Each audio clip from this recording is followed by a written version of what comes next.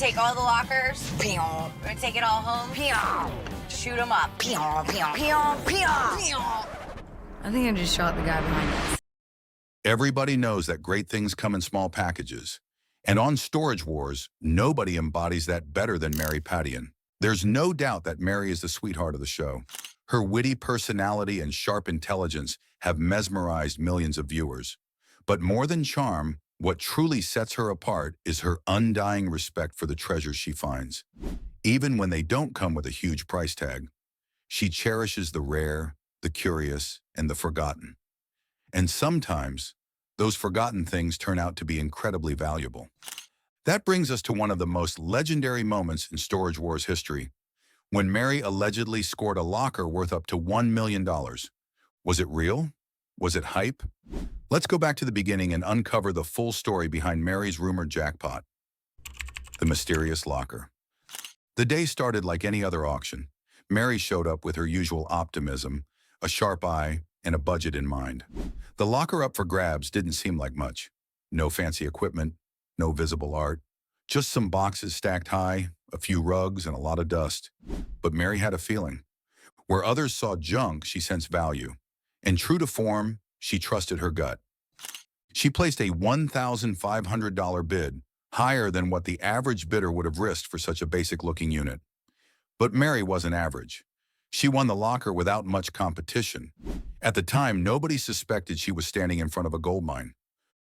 The first surprise, Pokemon cards. The first real surprise came as Mary sifted through some old boxes and discovered a large collection of Pokemon cards. Usually, anybody else in her shoes would have discarded them as something useless. But not Mary. She took the time to sort through the cards and brought them to a local pawn shop for an expert opinion. Most of the cards were common, but a few turned out to be first edition rarities. The buyers were thrilled to see the condition and origins of the cards. Upon asking if she was in for a treat, the shop confided in her. The stack was worth $600. Mary was simply delighted to receive such a good amount for some cards she didn't even know were part of a game. But that was just the beginning. The art supplies that weren't just art supplies. Moving deeper into the unit, Mary came across what appeared to be old art supplies. A well-built easel and a suitcase filled with pastel crayons, still intact and preserved. Dejected at first, Mary thought she had just found someone's hobby stash. But something about the quality intrigued her. She decided to bring the suitcase to an art expert, curious if there was more than met the eye. The result? The expert instantly recognized the crayons as Rolls-Royce pastels, some of the finest ever manufactured. Mary lit up as the expert explained the prestige of the brand and their value to collectors and artists. He estimated the stash at $1,550. Even if Mary had stopped there, she would have already doubled her investment. But the true treasures were still hiding in the shadows of that dusty locker. A rare machine from a forgotten industry. Next came something heavy, an odd metal machine covered by cloth. It was bulky and rusted, and no one quite knew what it was. After some investigation, Mary discovered it was a leather skeever, a machine used to shave down the surface of leather to give it a cleaner finish. These machines hadn't been made in decades and were considered obsolete, yet valuable to leather workers and restoration professionals. She took it to a collector and managed to sell it for $200. It might not sound like much on its own, but Mary's locker was shaping up to be a consistent stream of niche, high-value finds. But the strangest and possibly most historic items were yet to come. Victorian vanity kit, a hidden time capsule. Buried behind a stack of rugs, Mary discovered a beautifully aged vanity kit filled with ornate hairbrushes, a corset, and sewing tools. Mary took the kit to a vintage fashion expert who examined the items with care and concluded they might be from the Victorian era. It was Mary's lucky day.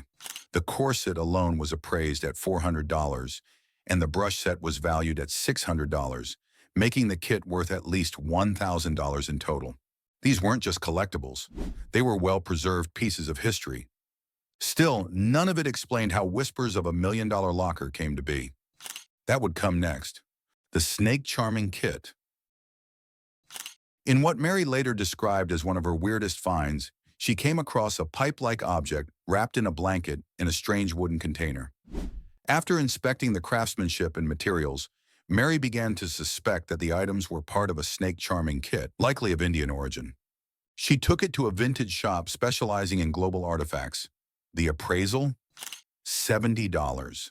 Not exactly a jackpot, but the rarity of the item gave Mary the kind of thrill she always searched for. It wasn't always about the money, it was about the story. Still, at this point, her locker had already brought in several $1,000s in small wins. What nobody expected were the final two pieces, the ones that ignited the million-dollar rumors. Byzantine grenades and camel saddles. Tucked away near the very back of the locker was a box unlike the others.